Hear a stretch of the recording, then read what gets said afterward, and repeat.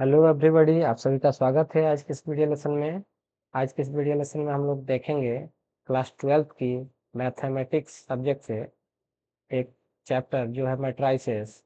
और matrices chapter से आज मैट्रिक्स को लेंगे, यानी बहुत सारे मैट्रिसेस को लेंगे और उनका मल्टीप्लिकेशन करेंगे। तो हम लोग देखेंगे multiplication of matrices, multiplication of matrices, ठीक है ना। इसको हम लोग जानेंगे। तो जो बहुत सारे मैट्रिसेस होते हैं उनका सम यानी एडिशन देखे, उनका सब्ट्रैक्शन देखे, स्केलर मल्टीप्लिकेशन भी देखे। अब देखेंगे दो मैट्रिक्स को लेंगे और उनका मल्टीप्लिकेशन कैसी होगी, ठीक है। तो आइए देखते हैं। तो इन जनरल फॉर्म में पहले देखेंगे इसको, ठीक है। जनरल फॉर्म में देखेंगे, उसके बाद एग्जाम्पल लेके देखेंगे। तो जैसे कि हम लोग जानते हैं, अगर ए कोई मैट्रिक्स है, इसको जनरल फॉर्म में कुछ इस तरह लिख सकते हैं हम लोग। A11, A12, A13, A21, A22, A23, ठीक है। और एक दूसरा मैट्रिक्स लेंगे जिसके साथ इसको मल्टीप्लाई करेंगे, B इज इक्वल टू, ठीक है। इसको दूसरा नाम देते हैं B11, B12, B13, B21, B22, B23, ठीक है। आपको दिख रहे हैं यहाँ दो मैट्रिक्स हैं या दो यहाँ पर मैट्रिसेस हैं, 1 2 मैट्रिसेस। इन दोनों मैट्रिक्स को या कंबाइन फॉर्म में मैट्रिसेस कह सकते हैं, ठीक है। तो इनका जब मल्टीप्लिकेशन करेंगे तो यहाँ पर पहला मैट्रिक्स का जो रो होगा वो सेकेंड मैट्रिक्स से कॉलम के साथ मल्टीप्लाई होगा। बट यहाँ हमने जानबूझ के थोड़ा अलग का मैट्रिक्स लिए, मतलब पहला मैट्रिक्स का रो सेकेंड मैट्रिक्स के कॉलम के साथ मल्टीप्लाई होता है, ठीक। यही इसका रूल है, रो कॉलम के साथ मल्टीप्लाई होता है। तो यहाँ पर अगर ऑर्डर देखें हम लोग, तो इस मैट्रिक्स का ऑर्डर है रो क्रॉस कॉलम, 2 by 3 या 2 क्रॉस 3, और ये हो गया 2 क्रॉस 3, ठीक है। तो यहाँ पर जब हम लोग रो को कॉलम के साथ मल्टीप्लाई करेंगे, मतलब पहला रो पहला कॉलम, पहला रो दूसरा कॉलम, पहला रो तीसरा कॉलम करेंगे, तो यहाँ पर यह एलिमेंट इसके साथ मल्टीप्लाई होगा, यह एलिमेंट इसके साथ मल्टीप्लाई होगा, और यह तीसरा जो एलिमेंट दिख रहे हैं यहाँ पर, इसको मल्टीप्लाई होने के लिए यहाँ पर कोई एलिमेंट मौजूद है ही नहीं। यानी कि यहाँ पर एक एलिमेंट और होने से मल्टीप्लिकेशन हो सकती थी। कहने का अर्थ है पहला मैट्रिक्स का जो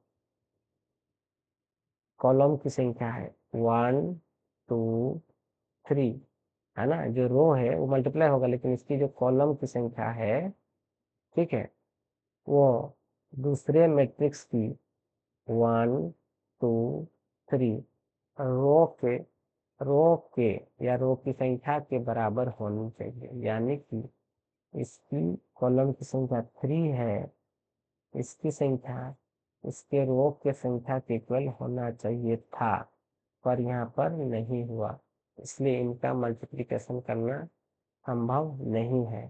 तो कब संभव होगा? चलिए इसके लिए एक मैट्रिक्स बनाता हूँ। वो है, एक मैट्रिक्स सी लेते हैं।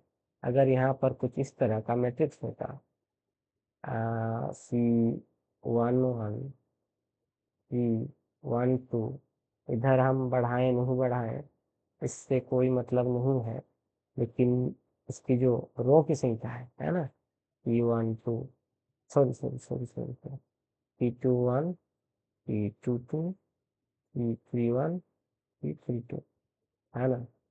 तो इसमें देखिए ये मैट्रिक्स है 3 क्रॉस 2 मैट्रिक्स। तो इसकी कॉलम की संख्या इसकी रो के संख्या के इक्वल है, तो ये पहला एलिमेंट इस कॉलम के मतलब P11 के साथ मल्टीप्लाई होगा।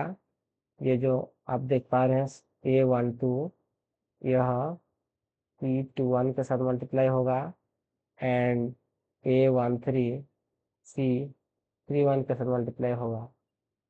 यानी कि इसमें संख्या है 1 2 3, इसमें भी है 3 3। इस रो को अगर इस कॉलम के साथ करते हैं तो भी 1 2 3 इजीली मल्टीप्लिकेशन हो सकती है।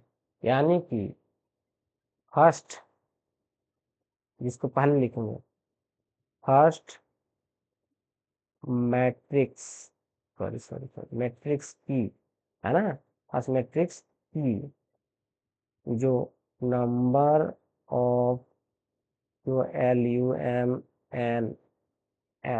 कॉलम्स होंगे ना, उसकी संख्या, यानी नंबर मतलब संख्या, ठीक है, होनी चाहिए सेकंड। अगर सेकंड मैट्रिक्स, जो दूसरा मैट्रिक्स लिया, सेकंड मैट्रिक्स, MATRIX मैट्रिक्स की क्या, नंबर ऑफ रोज के बराबर, रोज के बराबर, है ना।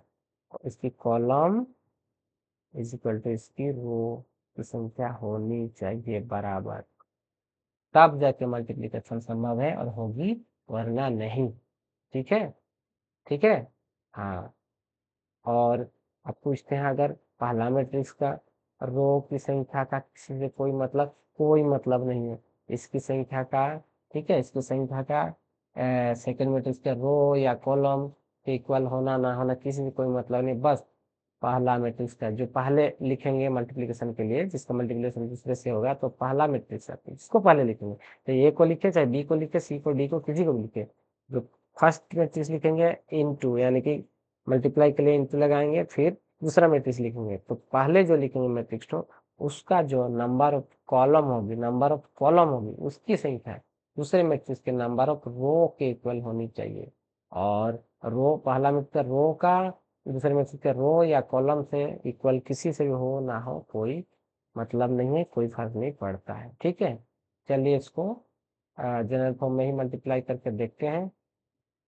ठीक है, यहाँ पर चलिए एक मैट्रिक्स लेते हैं, फिर से लेते हैं एक matrix A A11 A12 A13 A21 A22 A23, ठीक है। और एक मैट्रिक्स दूसरा ले लेते हैं B equal to D11 D, हाँ, हमें इस बात ध्यान देना है, कॉलम की संख्या रो के इक्वल हो जाए, इसकी सॉरी रो, सेकेंड मैट्रिक्स की रो की संख्या फर्स्ट मैट्रिक्स की कॉलम की संख्या के इक्वल हो जाए। इसमें कॉलम है 1 2 3, इसमें रो हो जानी चाहिए 1 2 3, ठीक है। हमें मल्टीप्लाई करना है तो होनी चाहिए इक्वल, तो B11 B12 लिखते हैं, आगे अभी नहीं लिखते हैं, तो पता ही लेते हैं, B21 B22 B31 B32, बड़ा लेंगे तो चलेगा, ठीक है। तो चलिए रख करते हैं, A into B matrix is equal to, A matrix को लिखेंगे A11 A12 A13 A21 A22 A23 N2, ठीक है, इंटू करेंगे, हमें इंटू का साइन देने की जरूरत नहीं है, ऐसे लिखने से ही हो जाता है। इंटू बी है तो बी में को लिखेंगे B11 B12 B21 B22 B31 B, अब देखिए कैसे मल्टीप्लाई करेंगे इसको,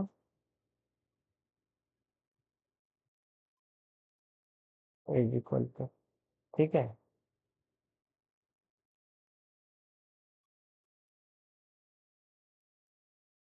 A11 into B11 A11 into B11 plus, देखिए मल्टीप्लाई यानी कि सबको मल्टीप्लाई कर देना नहीं, इन दोनों को मल्टीप्लाई करना है, इन दोनों को मल्टीप्लाई करना है, इन दोनों को मल्टीप्लाई करना है, और उन्हें जोड़ना है।